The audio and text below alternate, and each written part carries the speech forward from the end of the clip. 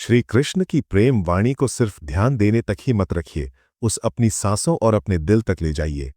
यहां से मन को सुकून मिलता है। और जब प्रेम वाणी को पूरा अपना लोगे ना, तो कृष्ण सिर्फ याद नहीं आएंगे, कृष्ण का एहसास होगा। सम्मान। मनुष्य के जीवन में सम्मान का बहुत अधिक महत्व है। वो उसे अपने हृदय, अपने मन से जोड़कर रखता है।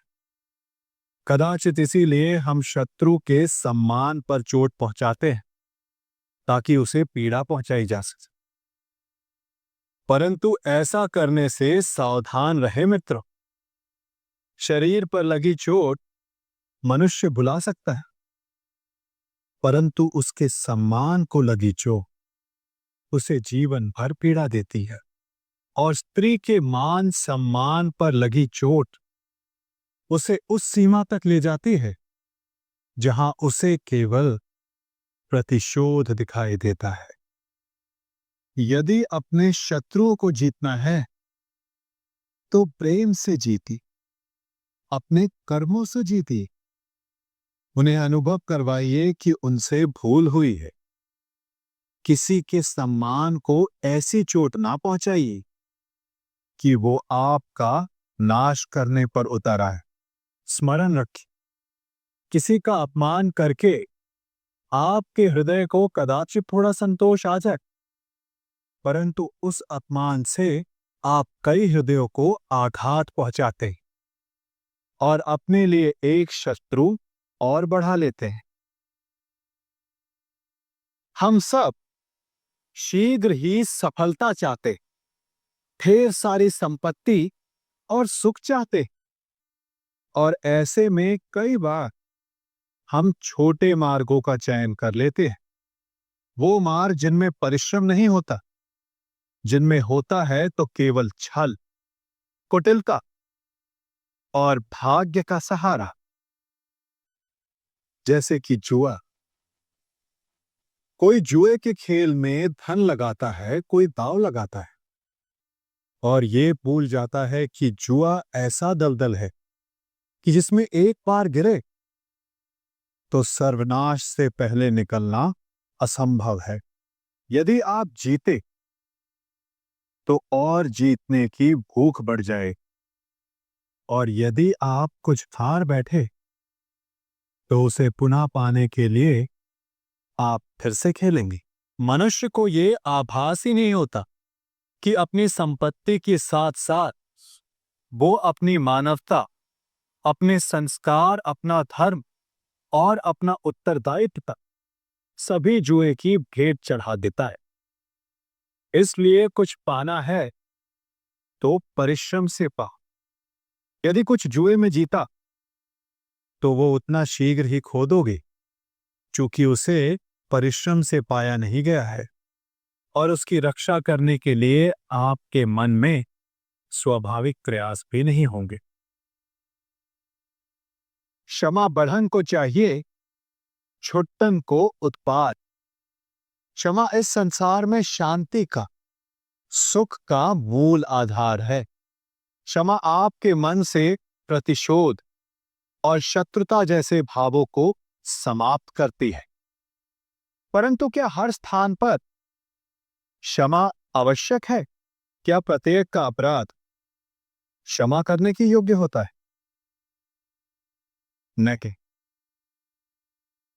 कभी कभी उसे क्षमा करके हम उस व्यक्ति को और बड़ा अपराध करने की प्रेरणा देते हैं। और ऐसा ही अपराध है स्त्री का मान भंग करना, जिसमें क्षमा की कोई अवस्था नहीं। यदि सिंह भूल गाय के बछड़े का अखेट कर ले तो उसे क्षमा किया जा सकता है, परंतु यदि वो नरभक्षी हो जाए तो उसके केवल दो स्थल होते, या तो पिंजरा या फिर मृत्यु की गोद।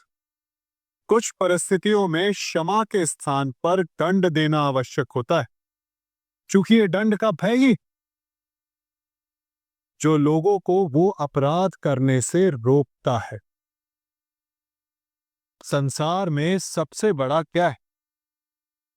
अभिमान और बाहुबल या विश्वास और आस्था? निश्चित रूप से बाहुबल के महत्व को नकारा नहीं जा सकता।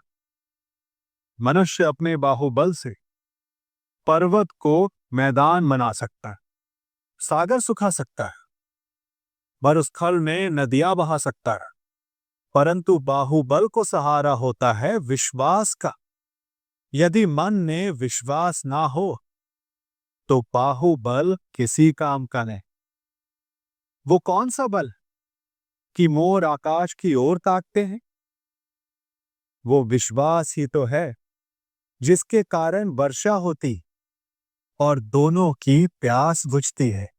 परंतु जब आपके बाहुबल का सामना धर्म के विश्वास से होता है तो बाहुबल हार जाता है और जीतता है विश्वास।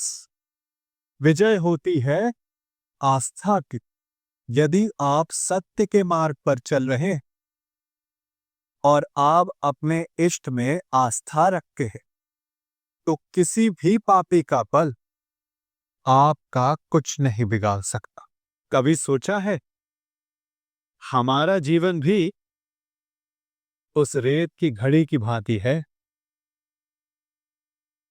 जो रेत नीचे गिर चुकी है वो हमारा अतीत, जो अब भी ऊपर है वो हमारा आने वाला भविष्य और वर्तमान। ये संकुचित स्थल है जहां से धीरे धीरे करके रेत गिर रही है। अर्थात हमारे पास जीने के लिए यही एक क्षण है। उसका उपयोग कैसे करना है ये हम पर निर्भर करता है। जो बीत गया उसका दुख मनाना है या जो भविष्य में होने वाला है उसकी प्रतीक्षा में क्रोध करना है।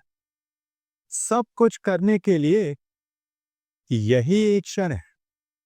प्रसन्न रहना है तो उसके लिए भी यही एक पल है। प्रतीक्षा करते रहोगे तो ये पल भी भूतकाल में बदल जाएगा। इसलिए आनंद के लिए, परोपकार के लिए प्रतीक्षा ना कीजिए। आपके पास जो पल है उनका भरपूर सदुपयोग कीजिए, क्योंकि इस घड़ी को पलटकर आप फिर से समय अवश्य गिन सकते हैं, परंतु अपना बीता हुआ समय आप वापस नहीं लौटा पाएंगे। मनुष्य के जीवन में संतान का बहुत महत्व है। उस संतान के लिए वो कितने कष्ट सहता है, उसे पालता है, पोसता है, और यदि यही संतान संताप का कारण बन जाए तो क्या ये उसका दोष है?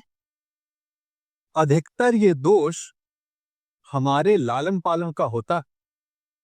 बचपन में बालक के हठ को मानकर हमें आनंद की अनुभूति अवश्य होती, परंतु धीरे धीरे अपने बालक के हठ को मानकर उसके हठ के दास हो जाते हैं।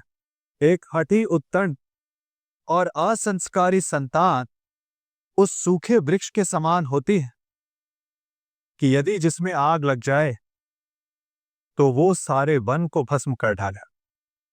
और स्मरण रहे, जब उसमें अग्नि लगती है तो सबसे पहले वो स्वयं के घर को ही भस्म करती है। इसलिए जब आवश्यकता हो तो अपनी संतान के हठ का विरोध करे, उसे रोके, क्योंकि यदि समय रहते ऐसा ना किया गया तो भविष्य में इस समस्या के परिणाम गंभीर हो सकते हैं।